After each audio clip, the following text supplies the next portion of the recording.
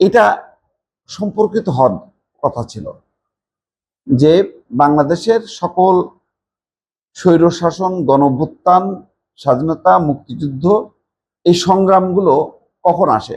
আসে যখন অগণতান্ত্রিক শাসন ব্যবস্থা, স্বৈরশাসন এবং যখন অন্য রাষ্ট্র এবং মুক্তির সংগ্রাম অর্থাৎ স্বাধীনতার সংগ্রাম, যে আমরা স্বাধীন হব, মুক্ত হব, সেই প্রসঙ্গগুলো যখন আসে তখনই মুক্তিযুদ্ধ কথা আসে, গণ অভ্যুত্থানের কথা আসে।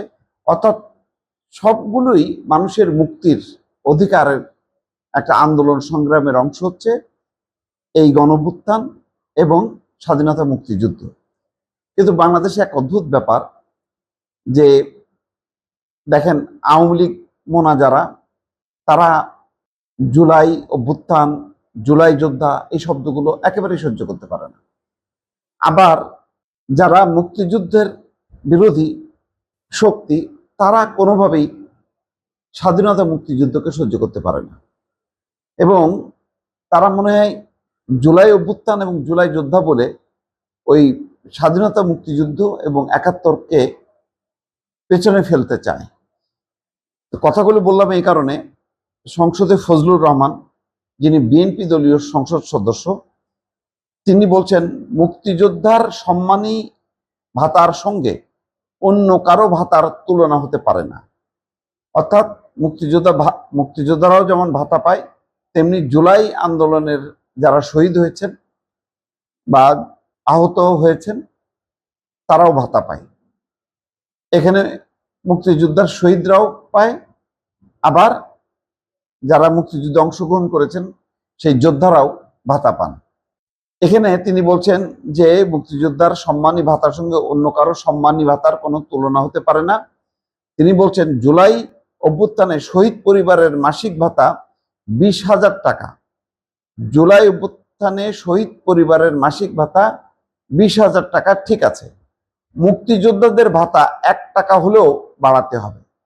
অর্থাৎ তিনি বলছেন যে মুক্তিযোদ্ধা তো একটা স্বাধীনতা মুক্তিযুদ্ধের বিষয়, এটা অনেক বড় বিষয়, এর ক্যানভাসটা অনেক বড়, সুতরাং এটাকে স্বীকৃতি দেওয়ার জন্য ১ টাকা হলেও বাড়াইতে হবে।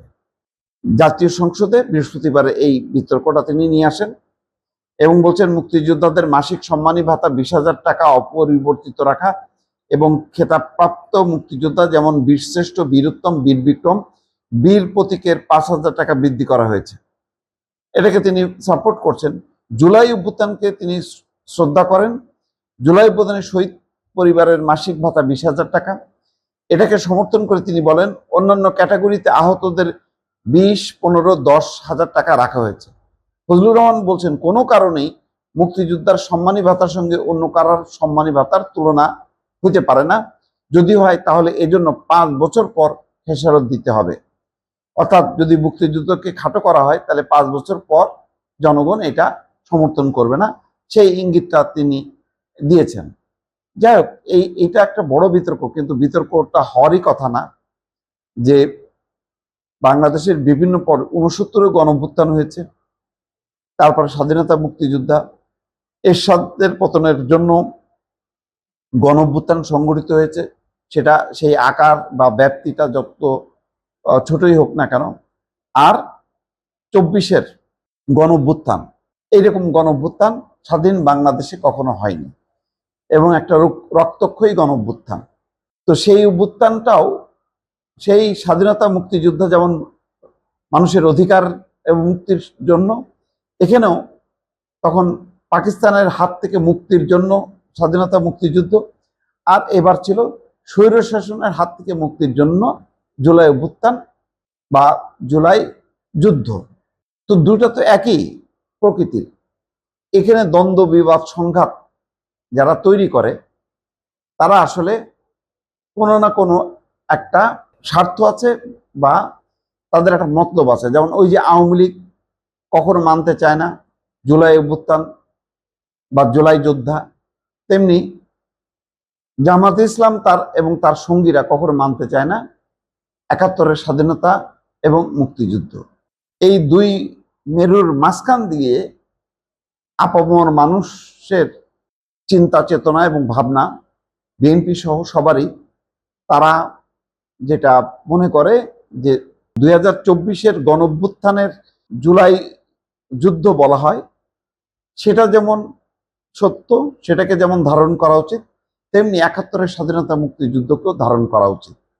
একমাত্র দল বিএনপি যেটা দুই সংগ্রাম অভ্যুত্থান যুদ্ধকে ধারণ করে, কিন্তু বাকি আওয়ামী লীগ এবং জামাত ইসলাম দুই দল দুই মেরুতে অবস্থান করছে। এটা হচ্ছে একটা রাজনৈতিক বাস্তবতা। হয়তো সামনের দিনে বোঝা যাবে যে আসলে দুই আন্দোলন সংগ্রামটাই স্বাধীনতা মুক্তিযুদ্ধ সহ সবগুলি হচ্ছে মানুষের অধিকারের জন্য। এইটা এক এবং অভিন্ন একটি লড়াই আন্দোলনের ইতিহাস।